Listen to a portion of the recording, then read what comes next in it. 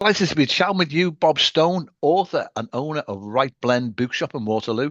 How's life in sunny Bootle, Bob? It's fairly sunny. Yeah, Not as sunny as it has been, but it's all right. yeah, a lot cooler, isn't it? Yeah, it certainly is. Yeah, Yeah, yeah, could do with it. bit more sunshine. Yeah, I don't mind. Just don't mind it if it isn't too hot. Yeah, So my age. yeah, I know more than you know.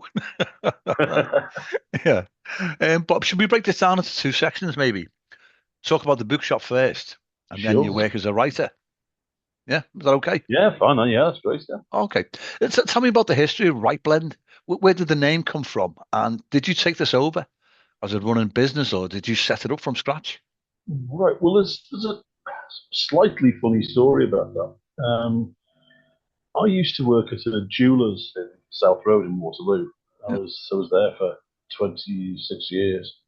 Yeah. And I was looking out the window one day, and there was a furniture shop over the road which had been just closed down. And I Yeah. was talking to one of the staff, and we were saying like, when it was going to be and who was going to take it over. And I said, "So if I won the lottery, I'd take it and open a bookshop and coffee shop." Yeah. Fast forward a few years, the jewelers closed down overnight, Yeah. literally overnight, which was a Yeah. bit of a surprise. And I was helping out at a bookshop in Formby. Yeah. Um, And the owner there was looking to relocate because it wasn't doing brilliantly. Um, he had the idea as well of doing the bookshop and coffee shop idea. Yeah. So we sort of joined forces and looked for premises. And the first one we looked at was perfect because it had been a gym downstairs and a Costa Coffee upstairs. Yeah. So everything was in place upstairs. It was great. So we took it and Right Blend was born. It's actually next door to where the furniture shop was, Oh, yeah. and I never won a lottery. But Yeah, I was apart going from to that, ask you that. oh yeah, no, I wouldn't cost that anyway. Oh, Um, so that was that really. We set it up as Right Blend. We were looking for a name that sort of had the idea of books and coffee. yeah. Um, we did think about Starbucks, but we thought we might Ah. might get sued for that. A big, great And publicity, that though, even if they sue you. Headlines, you know, but big, yeah, mega company takes on the David and Goliath type of story. and wins probably. But actually, it was my brother-in-law who came up with the name Right Blend. Yeah, He said, "Oh yeah, it's the Right Blend." So I thought, yeah, we'll change the spelling to right with a W, and there we go. nice. And that we haven't got a coffee shop anymore, so it's actually irrelevant now. Oh, okay. But it seemed to work, and Oh. that was it. Off we went. We've been there 10 years now. As well as the books, and you mentioned there's a record. I've got written down record story, a record shop upstairs. What brings in the higher footfall and the revenue? Is it the books or the music? Well, the record shop's only open one day a week anyway at the Oh, moment okay. because Alan, who owns it, has to have a real job. So it can seem busier because it's all concentrated on one day. Yeah, It does get a fair bit of footfall during the week. yeah.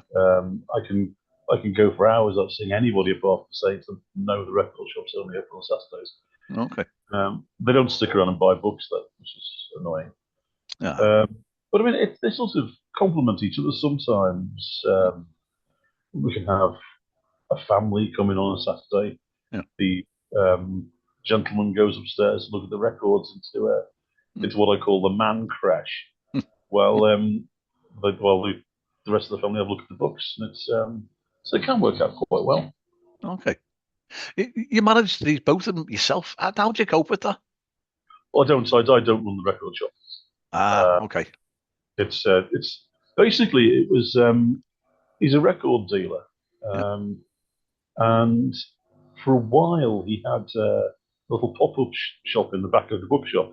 yeah, But when I closed the coffee shop, I offered him the space upstairs, and he took yeah, it. yeah. So it seems it works quite well. Hmm. But I mean, I couldn't put both. Yeah. There's Yeah. no way at my age I could be running up and downstairs all Oh day. no, no, no, no lift in there. There is, yeah, there is, but even so, I still couldn't do it normally. About the shop, I've seen that you got a great collection of children's books, bestsellers, Yes. classics, and a mixture of indie titles. And also, Yes. you played host to a great number of author events, signings, and plus like full-on QA sessions. Tell us about these. Do writers come in and off the street and give you a ring, or do they walk into the shop? More or less. Yeah, I just get contacted. There are some that I'll see do. I've got a book out and try and grab them. But for the most part, it's people who contact me. yeah. They'll say I've got a book out. Can I come and do a book signing? I've got one this Saturday actually. Some Oh, guy called Terry somebody or other. that sounds He familiar. was It rings a again. bell there. He was just another random who walked off the street, demanded to do a book signing. Um, I'm I looking mean, forward to it, Bob. no, it's gonna be good. It's gonna be Yeah, good. To be honest, I mean, they are mainly independent authors because I don't tend to get off with the big names, but that's good because it gives kids a chance to come and meet an author and mm, have a chat and find out how it's all done and how it works. yeah, And I must admit, I mean, I've always loved uh, doing author signings. yeah. To me, it's a bit like going backstage to the band. Oh, It's yeah, just yeah, being the name behind the books is great. yeah, yeah, yeah, So yeah, let's try and do as many of them as I can. But again, it's quite difficult to attract people to come to them. If it's not an author they've heard of, yeah, they just seem reluctant to come. It's kind of a bit like the music industry works. And people will pay hundreds of pounds and queue for days to try and get tickets to go and stand and see Oasis a yeah, long way away yeah, or watch yeah, them on a screen. yeah. Um, but they won't spend a tenner to go and see a grassroots band. Oh, yeah, yeah, Um, so it's much the same with book signings. yeah, People will go to Waterstones to see the big names or yeah, Lingham's on the Wirral, yeah, but won't come round the corner to Waterloo. And as I always say, um, just because you haven't heard of the author, mm, every author on my shelves was nobody at one time. true. Yeah, They all had their first book out. They were all unknowns. mm, Um, so come along at the beginning, get in there at the start. yeah, Um, but we have fun with them anyway. I like doing them anyway, regardless. mm. Even if it's just as sometimes happens, just me and the author sitting having a chat all afternoon. Okay, yeah, But no, they're a great chance for particularly for kids to mm, come and have a story time. And normally, if it's a children's one, the author will do some activities, colouring or some kind of art thing or whatever. So it's a fun afternoon. yeah. I'm looking at when I've been in the shop a couple of times. There seems to be a great balance between the kids' books and the bestsellers, the classics, and the indie writers. Do you have a particular ratio for them in mind, or is just what sells, or what looks the best up there on the shelves? Well, there's there's a balance. I've got to have the best sellers Yeah. because I'd be stupid not to. Yeah, But yeah. I've also got to bear in mind that those best sellers are half price at Tesco, Oh, yeah. and I can't compete with the Can't price. compete So with that. Yeah, yeah, I've got to offer something different. yeah. In terms of proportion, I probably sell two or three children's books to every one adult book. Okay. But it's largely because the children's books are a lot shorter and you get through them quicker. Yeah, yeah, Um, a children's picture book you take home and you're doing one bedtime, it's done. yeah, yeah, yeah. A copy of Game of Thrones might take a little bit longer. Um,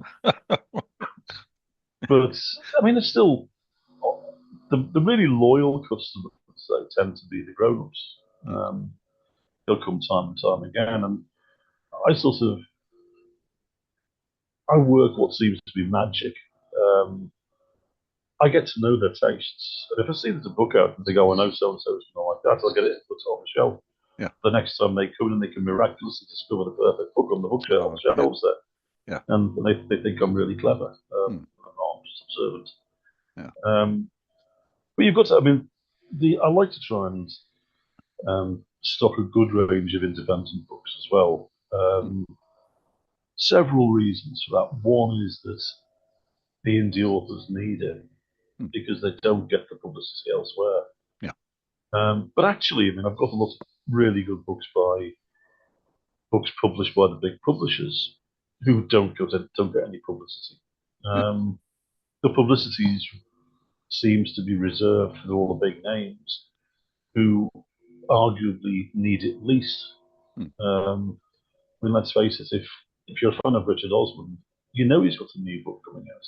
Yeah. You don't need to see it on the television, on the radio, in the papers, everywhere. Yeah. But there are authors out there who are every bit as good, Mm. who never get any publicity at all. Yeah. It's particularly true of indie authors because they get absolutely nothing. Yeah. So I try and, I mean, they don't even get into a lot of bookshops. A lot of bookshops won't support indie authors either. Yeah. Largely, I mean, a lot of it's to do with price, really. Mm. You can't really ask an indie author for the same discounts that you get from big publishers. Yeah. Volume with it. Yeah. So some bookshops won't do it for that. And also, because lots of indie books are published through Amazon's self-publishing arm, again, but some bookshops won't support anything that's been produced through Amazon. Yeah. Which is kind of understandable, but sort of misses the point. But I support them, and so I'm happy to. Okay. Because I've found that there's indie books that are every bit as good as mainstream books, if not better in some cases. Yeah. Yeah. What advice would you give for someone? I know you published a couple of great sort of blog posts on Facebook. I've read one. You were talking about the emergence of the indie writer. In the past, they've been seen as a look down upon in a way, as though they've gone to like a vanity press. Yeah, I mean, they paid for all that. Well, there's still a stigma attached to it, really. Yeah. People still believe that people self-publish because they're not good enough to get published. Yeah, yeah. And that is actually, in some cases, is true. In a lot of cases, it isn't true. Yeah. And these days, the publishing business is so competitive that it's very hard to get into. A lot of us who have had rejections from publishers as agents, and they all seem to say the same thing, and that is your book isn't quite what we're looking for at the moment. Yeah, yeah. And that's because the publishing industry, like so many others, is based on supply and demand. Mm. If a particular genre of book is in vogue, they want as many of them as they can get, and nothing else. For example, I keep mentioning Richard Osman, and one of these days he's probably going to do me. But he was very successful with his cozy crime books. Mm. And then suddenly, who knew so many celebrities had a burning desire to write a mystery novel? Yeah, yeah. I never knew that. Apparently they did, though. Yep. And they're all over the shelves of the selling by the millions. Yeah. So a lot of it's luck, Mm. but because self-publishing is so comparatively easy to do now, there are a lot of authors who choose to do it rather than go through the whole frustrating, trying to get an agent, trying to get a publisher, getting nowhere, getting rejections, when you can just do it and get your book out. Yeah. And to be honest, as I was mentioned earlier, there are a lot of traditionally published authors who have to do all their own publicity and their own social media and more or less sell their books themselves, which is exactly what the indies have to do. Yeah. So there's very little difference in that respect. They still have to go do the legwork themselves. Yeah, a lot of writers I've spoken to, they've said they waited so long to try to get through that gatekeeper to get into traditional publishing. But they thought to themselves, so let the public decide. Let's publish it. If it's a decent quality, the public will, word of mouth, that'll spread the word and get them the sales and the reviews. Well, that's it. And it's word of mouth is essential. Yeah. That's why, it needs booksellers like me shouting about them. Give it the oxygen. Yeah. Yeah. But also it needs the authors to do it themselves. Quite a lot of, I've seen it, quite reticent about shouting about their own books. And to be honest, I'm the worst salesman of my own books. I'm glad you mentioned that. I was just going to come to that then, I Bob. can sell anybody else's books, but I don't sell my own. I don't Why not? know. Why not? What is that? Um, I it feels a bit funny to be standing in my bookshop trying to sell my books. Yeah. It's almost like I'm biased towards myself when I'm not, but it just feels funny and slightly vain. Yeah. But I will. I mean, I do have them in stock, and if people discover them, then I'll happily admit to it. Nice sample behind me here, I think, on this picture, this image behind me. Yeah, you've actually got more stock there than I've got. Can't you think of it in terms of like a restaurant? It's your restaurant, and it's your speciality, your cooking. You wouldn't have any reticence then of saying, eat this particular pie that I baked today. It's delicious. If I was a Michelin star restaurant, I'd serve them one page of the book and charge them a mortgage for it. quite happily. Yeah. Go on, tell us about your books. Tell me what you've got so far. You've got a picture book, a couple of chapter books for younger children, a trilogy in the adult fantasy genre, short stories, Yeah, and an that's actually anthology quite. of one-act plays. What a collection! Yeah. Well, I mean, I started off. The children's chapter books were written when we were at Formby. Oh There yeah, was a young girl who worked there called Holly Bushnell, who was a very talented artist. yeah, And she'd done a mural on the back of the shop, which I've actually inherited at Write Blend. yeah. And I saw that the animal characters she'd drawn on it had such character. They've got to have stories to tell. Yeah. And so I started writing a book about a red squirrel because I thought that's going to sell it for me because there's a big Of course. squirrel population there. Yeah. So it was initially a very kind of cynical marketing move. And I got Holly to illustrate it. It was mainly to showcase their work, to be honest. Yeah. And then I wrote the sequel. And I actually wrote two more, but then Holly got too busy with other people's work and we never finished No. And that was it as far as I thought, as far as I was concerned. It was nice, got a couple of books else. Yeah. But then I got another idea. And once I sort of got into the book trade, I started to see more and more of the potential and the quality of young adult fiction. Yeah. And I thought maybe I could have a go at that. Mm. And I've been playing with an idea for ages. I've been out I think it was a Boxing Day, and I'd just been out for a walk, and the streets were empty. I thought, the thought occurs to me, what if they stay like this? What if people are all gone? What would that be like? And I'd had that idea floating around for ages. And then I just started to play with it and do something with it, and it turned into Missing Beat. Okay. Little did I know that before I'd finished the trilogy, Yeah. it would actually happen. COVID.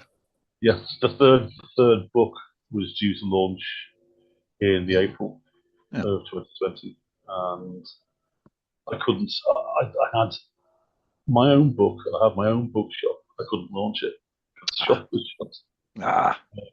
In common, a lot of authors have the same thing. They all had books coming out of the sun, couldn't do anything with them. Yeah. So I did the trilogy. They were all published. I was very lucky to know a publisher in Burscough in West Lancashire called Beaten Track. Yeah. I've known Debbie for a little while, and I actually sent her the first one just for an opinion. Yeah. And she sent me back the contract, Brilliant. which was very nice of her. Yeah, definitely. So I did the trilogy and the accompanying novella, Out of Season. Yeah. And a collection of short stories with Beaten Track and then I did a picture book called Faith's Fairy House with another very talented young artist called Gemma Dolan. Mm. We did that through Beaten Track. But then the books that I've done since then I've self-published, largely because I figured out how to do it. Yeah. And also because they don't they're a different thing. The play script book came about because, well, if you've noticed, authors like Stephen King, for example, will bring out several novels in a row and then a collection of short stories. Basically, it's because they haven't finished the next novel, so they found a load of short stories that they've got, bung them into a volume and put it out. Oh yeah, yeah. I had these play scripts and thought, I might as well do something with them. Oh yeah. For 20 years, my wife and I were members of an amateur dramatic society in Crosby. Yeah. That's where we met, in fact. And I wrote and produced one-act plays there. So I had the scripts floating about the whole, I might as well just Okay. do something with them. Oh, so you had the look to see them produce then, actors performing your work on the stage. Well, I had to direct them, Yeah. not and organise it. Yeah. But yeah, they did, 3 out of the 4 plays in that collection were actually produced on stage. Brilliant. That's a One lot of more them, than what one of most them has been writers see. done. Sorry? That's more than what most writers achieve. Yes. Well, I mean, that's how they started. They were written for the Dramatic Society had their own premises. They've got a house in Crosby, which Yeah. used to be the Crosby Telephone Exchange in the 50s. Yeah. And the society bought it, and they've got their own studio theatre in there. Yeah. So they used to produce a couple of big plays at Crosby Civic Hall every year, and then in between do little one-act plays in the club. Yeah. Now the sort of the plays that other people have written weren't always suitable because the members weren't the right age group.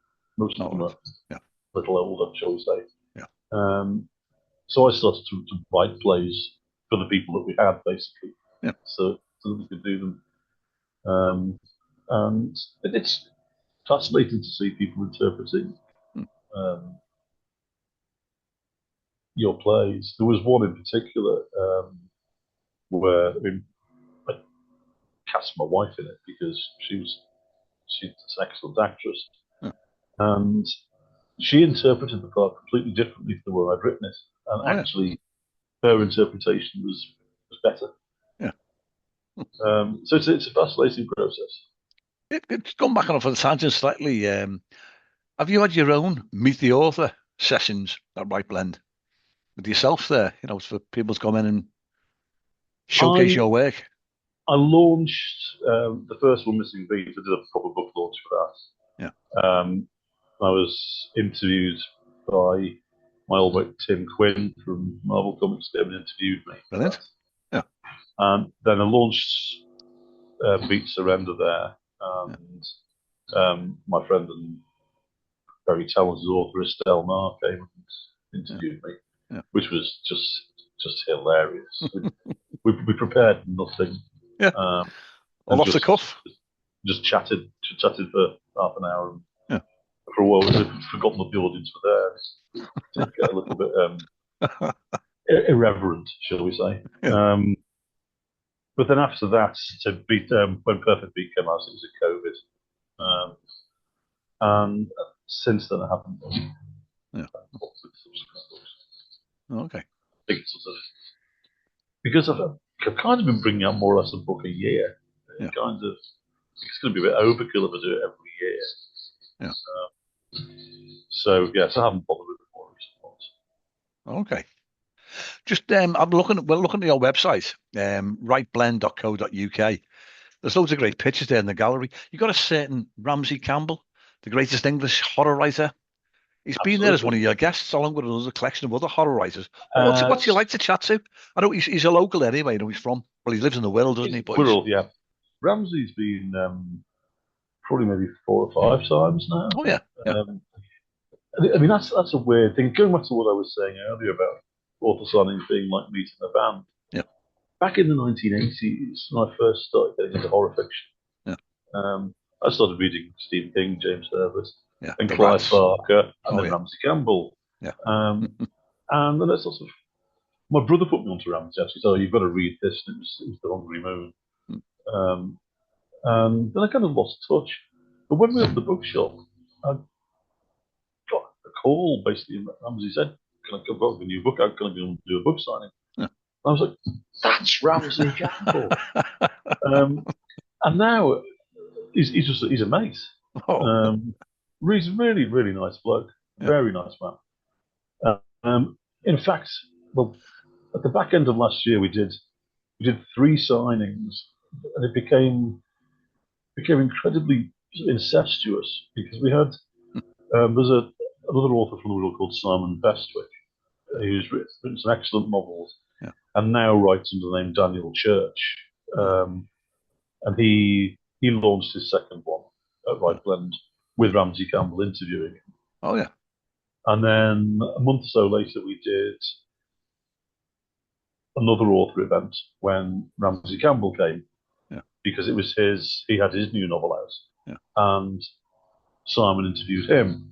Mm. Ramsey also recommended, when he was there, another author called Gareth Wood, um, who suddenly out of nowhere contacted me and asked if he could do a book signing, which he did, and Ramsey interviewed him. Yeah. So it was all very, very incestuous, and the same people came to every one of them.